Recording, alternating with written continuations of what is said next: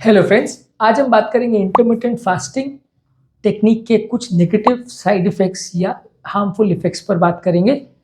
Intermittent fasting basically एक fasting technique है जहाँ आप टाइम डिपेंडेंट फास्टिंग करते हो। आप कुछ घंटे फास्टिंग करते हो और अपने वजन को कंट्रोल करने का प्रयास करते हो। मान लीजिए आपने 12 घंटे का फास्ट किया तो 12 घंटे नहीं खाते हो और 12 घंटे खाते हो। 16 घंटे का करते हो तो आप 16 घंटे नहीं खा रहे हो, 8 घंटे खा रहे हो। इस हिसाब से आप जितने ज़्यादा घंटे का फास्ट करते हैं उतना आपका फास्टिंग टाइम बढ़ जाता है और खाने का विंडो पीरियड कम हो जाता है। तो ये टेक्निक करके लोग ज़्यादातर अपने वजन को कम करने के लिए इसे यूज़ करते हैं। लेकिन इस टेक्निक के कुछ एडवर्स इफेक्ट्स या साइड इफेक्ट्स या हार्मफुल इफेक्ट्स भी हैं। उनको भी डिस्कस करना ज़रूरी है क्योंकि इसमें फ़ायदे तो बहुत सारे हैं। वज़न कम करता है, बीपी शुगर कोलेस्ट्रॉल को कम करता है, बॉडी में खराब सेल्स को कम करता है, स्टेम सेल्स की जनरेशन इंप्रूव करता है, हमारे डब्ल्यूबीसी को इम्प्रूवाइज करता है। ऑलरेडी डिटेल वीडियो हमने किया है इंटरमिटेंट फास्टिंग के वजन कम करने के अलावा जो बेनिफिट्स है उसको भी कवर किया हमने। जो आज के नुकसान है या साइड इफेक्ट्स है उनको भी डिस्कस करना ज़रूरी है ताकि ऐसा नहीं हो कि आपको खाली इसके फ़ायदे पता रहे, नुकसान या साइड इफेक्ट्स ना पता रहे और इसे आप प्लान आउट प्रॉपर ना कर सकें। टॉपिक के डिटेल्स में जाने से पहले जो लोग हमारे चैनल पर नए हैं उन्हें वेलकम करूँगा और उन्हें और हमारे रेगुलर व्यूज़ को रिक्वेस्ट करूँगा कि वीडियोज़ को रेगुलरली देखें, लाइक शेयर सब्सक्राइब फॉलो करें और उन पर कमेंट्स भी करें। यूजुअली अगर आप इंटरमिटेंट फास्टिंग करते हैं तो उसका नेगेटिव इफेक्ट ये है कि लंबे समय तक फास्ट करने से बॉडी में कुछ इंपॉर्टेंट न्यूट्रिशन की कमी हो जाती है, कुछ न्यूट्रिएंट्स बॉडी में कम होते चले जाते हैं। इंटरमिटेंट फास्टिंग करने से बॉडी का न्यूट्रिशन कॉम्प्रोमाइज़ हो सकता है। सिर्फ आपका वजन या ग्लूकोज कम हो रहा है ऐसा नहीं है, आप इसमें थोड़ा विटामिन मिनरल्स की भी बॉडी में कमी देख सकते हैं लंबे समय तक फास्ट करते हैं तो। शॉर्ट ड्यूरेशन फास्टिंग करते हैं तो उतना डेंजरस नहीं है और खासकर अगर बाकी फास्टिंग के अलावा का जो टाइम पीरियड है उसमें आप अगर ठीक ठाक बैलेंस डाइट खा रहे हो तो उतना फ़र्क नहीं पड़ेगा।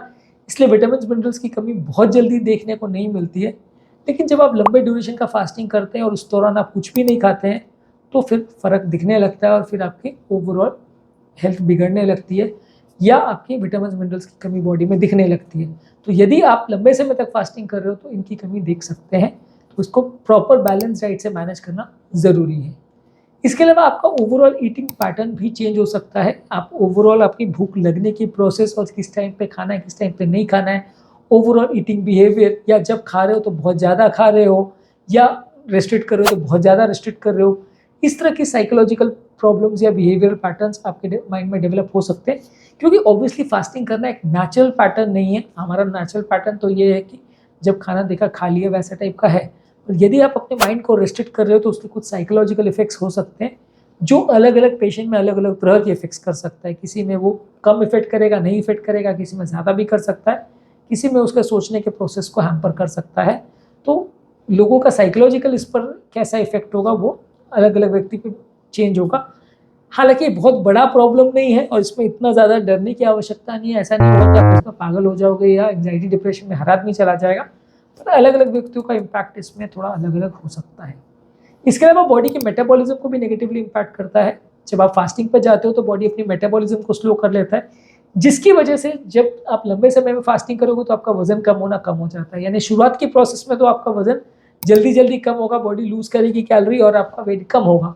लेकिन एक उसके बाद थोड़े दिन में प्लेटो फेज आ जाएगा क्योंकि बॉडी अपना वजन कम करना धीरे कर देगी। उस समय बॉडी अपनी कैलोरी को बचाना या कंजर्व करना चालू कर देती है, जिसकी वजह से आपका वेट लॉस कम हो जाता है। तो बॉडी का मेटाबॉलिज्म इसमें नेगेटिवली इम्पैक्ट होता है और आपका ओवरऑल बॉडी थोड़ी शिथिल हो जाती है, आपकी कैलोरी कंजम्पशन कम हो जाती है। तो फास्टिंग वाले पेशेंट्स में थोड़ा मेटाबॉलिज्म का इफेक्ट इस पर पड़ता है। इसके अलावा आपका ओवरऑल हंगर या भूख या क्रेविंग्स कई बार बढ़ जाता है। हंगर को या एपेटाइट को हर आदमी कंट्रोल कर पाए ऐसा ज़रूरी नहीं। खासकर जब इंटरमिटेंट फास्टिंग आप अर्ली फेजेस में करते हो तो आपको बहुत ज़्यादा भूख लगती है, दिन भर भूख लगती रहती है, कुछ काम करने की इच्छा नहीं होती, हर बार खाने को देख के आपको क्रेविंग होती रहती है कि काश मैं खा लूँ काश मैं खा लूँ। तो इसकी वजह से भी थोड़ा मेंटल स्ट्रेस और क्रेविंग और दिमाग पर असर पड़ सकता है। तो शॉर्ट ड्यूरेशन फास्टिंग अगर आप थोड़े दिन करोगे तो आपको आदत पड़ जाएगी, पर कई लोग बहुत लॉन्ग फास्टिंग करते हैं, 8-8 10-10 दिन फास्टिंग करते हैं, तो वो फास्टिंग कई बार आपकी मानसिकता पर, आपकी भूख लगने के पैटर्न पर और भूख को टॉलरेट करने के या हंगर और क्रेविंग के पैटर्न को चेंज करता है, जिसकी वजह से लोगों का साइकोलॉजिकल बिहेवियर पैटर्न चेंज हो सकता है और खाने को देख के बार बार उनकी जो इच्छा होती है जिसकी वजह से उनको साइकोलॉजिकल प्रॉब्लम्स भी डेवलप हो सकती है। तो ये अर्ली फेज ऑफ फास्टिंग में ज़्यादा होता है या बहुत लॉन्ग ड्यूरेशन फास्टिंग जो लोग करते हैं उनको ज़्यादा होता है, जिसके बारे में थोड़ा सतर्क रहना ज़रूरी है। इसके अलावा आपका मसल टोन इससे लॉस हो सकता है। जब लंबे समय तक आप फास्टिंग करते हो, प्रोटीन नहीं खाते हो और खासकर एक्सरसाइज भी नहीं करते हो, तो वजन आपका कम ज़रूर होता है, लेकिन मसल टोन भी कम हो जाता है, मसल का ताकत भी कम हो जाती है, आपकी कुछ काम करने की क्षमता भी कम हो जाती है। उसके अलावा बाकी सब टाइम पे जो आप मेहनत करके अपना काम करना चाहते हो या अपनी एक्टिविटी रखना चाहते हो, वो भी कॉम्प्रोमाइज़ हो जाती है, क्योंकि लंबे समय तक आप फास्टिंग करते हो तो मसल में थोड़ा बहुत प्रोटीन बर्न होता है और मसल का थोड़ा मास भी कम होगा और आपका ओवरऑल कुछ कार्य करने की क्षमता भी थोड़ी कम हो जाएगी। तो ये भी एक मान के चलना पड़ेगा कि लंबे समय तक फास्टिंग करने में थोड़ा मसल लॉस होगा। अगर आप उसको कंपनसेट करने के लिए ज़्यादा प्रोटीन लेते हैं और उसको कंपनसेट करने के लिए यदि आप बहुत अच्छी एक्सरसाइज करते हैं तो शायद उतना ज़्यादा नहीं हो, लेकिन थोड़ा बहुत फिर भी मान के चलना चाहिए कि होगा। इसके अलावा आपका दिन भर आपको कमज़ोरी लगना, सुस्ती लगना या काम करने की इच्छा नहीं होना, ऐसा हो सकता है, क्योंकि अगर आप 12 घंटे का फास्ट कर रहे हो तो फिर भी मैनेज करना ईजी, क्योंकि बाकी दिन भर आप खा रहे हो। जब आप 16 घंटे, 18 घंटे, 20 घंटे में जाते हो, जो कि फास्टिंग ज़्यादा अच्छी मानी जाती है और ज़्यादा अच्छे रिजल्ट मिलते हैं, उस टाइम आपकी बॉडी का एनर्जी लेवल बहुत कम होगा, आपको बहुत ज़्यादा कमज़ोरी होगी, कुछ भी काम करने की इच्छा नहीं होगी, कुछ भी एक्स्ट्रा काम या बहुत एनर्जी की जहाँ ज़रूरत है वैसा काम करने की जब इच्छा होगी, तब आप फास्टिंग विंडो पे उसको नहीं कर पाओगे।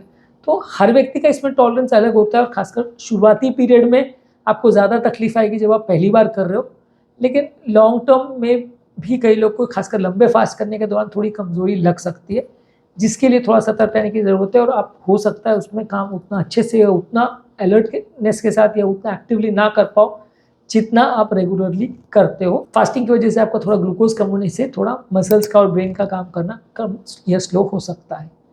इसके अलावा बॉडी के हार्मोन्स पर भी इससे नेगेटिव इम्पैक्ट हो सकता है।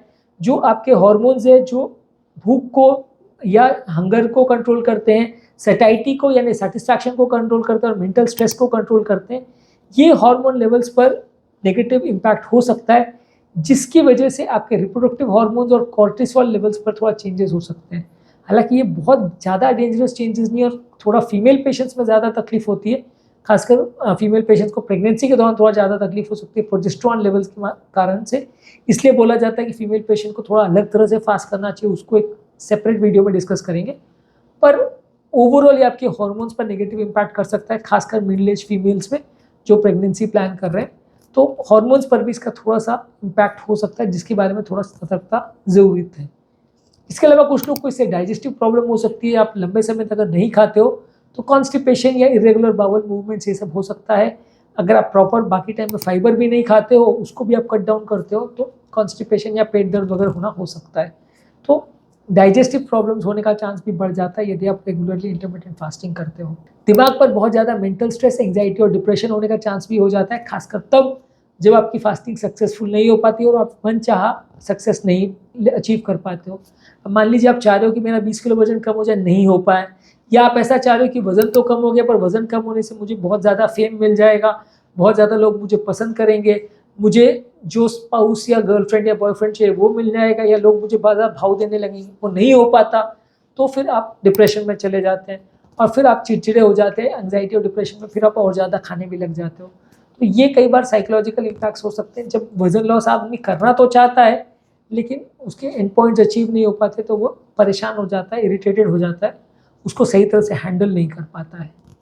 इसके अलावा कुछ लोगों में, खासकर जो प्रेग्नेंट फीमेल्स हैं, ब्रेस्ट फीडिंग कर रहे हैं, बच्चे हैं, ग्रोइंग एज में एडोलेसेंट जो लोग हैं, और उम्र दराज लोगों में जिनको खासकर कोई मेडिकल प्रॉब्लम्स है, खासकर बीपी, शुगर, कोलेस्ट्रॉल जैसी प्रॉब्लम है, उसमें कई बार कुछ नेगेटिव इम्पैक्ट हो सकता है और वो फास्टिंग को प्रॉपर रूप से ना मैनेज और मेंटेन कर पाएँ, तो उनको थोड़ा ध्यान रखना पड़ेगा, ज़्यादा सावधानीपूर्वक इसे करना पड़ेगा और ज़रूरत पड़े तो अपने डॉक्टर के साथ डिस्कस करना पड़ेगा, ताकि कोई हेल्थ रिलेटेड प्रॉब्लम उनको ना देखने मिले, खासकर डायबिटिक लोगों में, क्योंकि उनमें क्या है, अगर साथ में मेडिसिन ले लिया तो शुगर लेवल ज़्यादा कम हो सकता है, तो हेल्थ प्रॉब्लम क्रिएट हो सकती है।